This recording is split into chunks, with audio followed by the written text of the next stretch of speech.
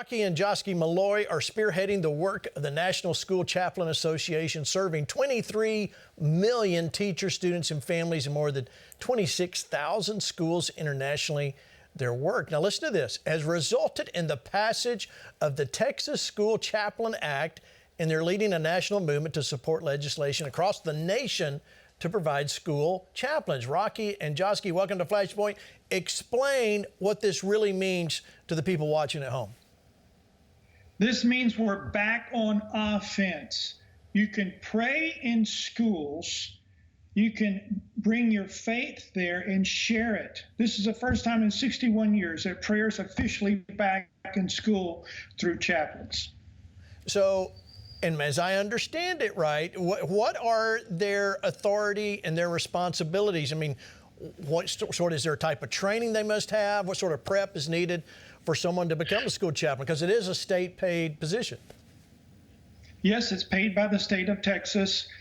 There's rigorous training provided by Oral Roberts University, recognized by the U.S. Department of Education, and there's auxiliary safety training and some other things that would help a chaplain not only be the spiritual caregiver, but a safety officer and counselor of a school. So tell us the kind of results you've seen. It sounds great, but what kind of results have you seen in the program? What are the facts? Well, Gene, the biggest fact is with 26,000 schools in our program, we haven't had one single reported suicide in the last 13 years. Wow. That should make everybody go, we're for chaplains. But there's been up to an 80% reduction in teen pregnancies, a 37% increase of graduations, dramatic reduction in violence, both at home and at school. Teacher retention, teachers are staying on the job right now. That's a huge crisis. Another issue is that parents feel disconnected. So the chaplain is a great connection point to the school. So, all right, let me kind of back up here a little bit because I want to make sure I get this right. So the chaplains are there. They're paid by the state. Are they controlled by the states, or can they come in and really speak from a chaplain's pure foundation, you know, on the word, on the scripture? Can they come at it from that, or are they controlled with what they say? Well, it looks very much like military chaplains or first responders chaplains. You know, in the state of Texas, they have chaplains paid by the state to work in airports. Right. So nobody's throttling their ability to pray with people and bring them the faith that sustains that chaplain. It's a new day. It is new. That's wonderful. All right, Rick, let me bring Rick Green in. And Rick, I mean, this is, we've said it, I've said it, I know you've said it. We don't have a political problem in America. We've got a spiritual problem. And it seems like this is a real answer to that.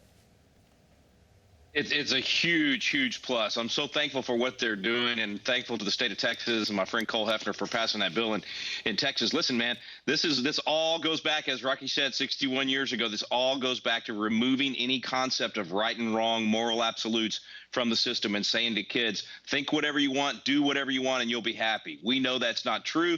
It destroys lives when you have no boundaries. As Zig Ziglar always said, God's best blessings are within his boundaries. A chaplain is coming at this from the right worldview and perspective.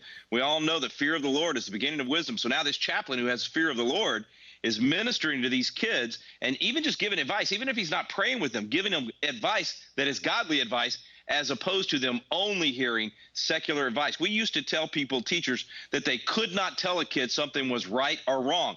So they come to you for advice. They're struggling with something in life, and you can't even steer them away from evil and keep them from harming themselves. This chaplain thing changes all of that. The Joe Kennedy case is just the first and many, many dominoes to fall. So hats off, guys. Thank y'all so much for what you're doing. I'm glad it's in Texas now. We need to get this everywhere. Yeah, we do need to get it everywhere. So, all right, Rocky, Joski, tell me, how do people support it? How can they find out? How can they get involved? How can they go get trained? Explain what they need to do. Well, there's various ways that you can get involved. First of all, of course, prayer. There's a lot of resistance that we're going to have to overcome. Right. First of all, smoke screen of the thought that state and church are separated. That is not true. This is God and state. There's no separation between God and state. So prayer is very important. Awareness.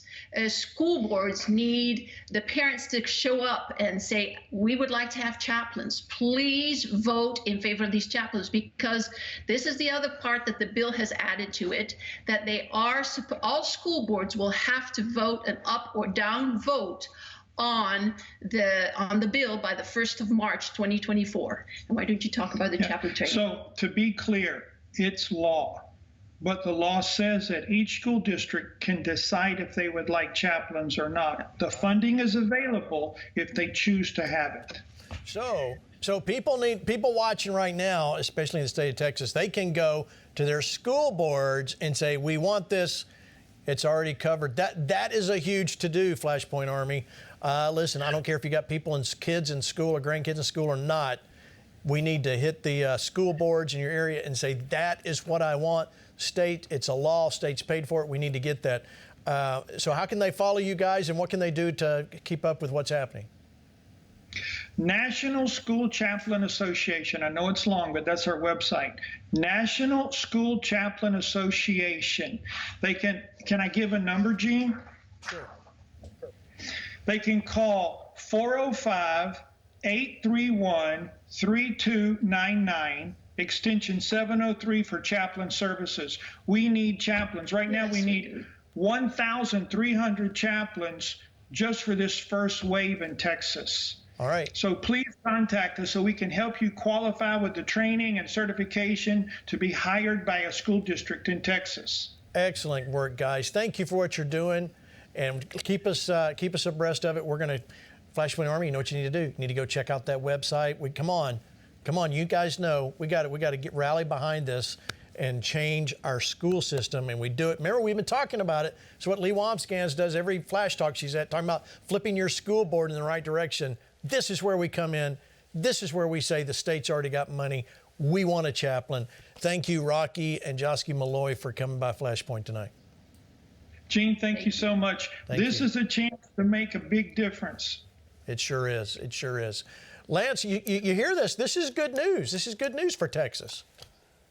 It's great news for Texas. You know, we covered this a week ago, Gene, but we need to do it again. That's when Coach Kennedy won that case, Alliance Defending Freedom, when those guys won that case, a Lemon Law was overturned. It was the law that separated this church and state, language.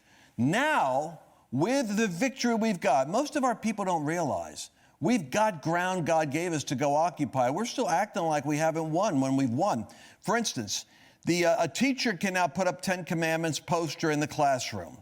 The city can put up a cross, a nativity scene, or a Hanukkah scene on the property.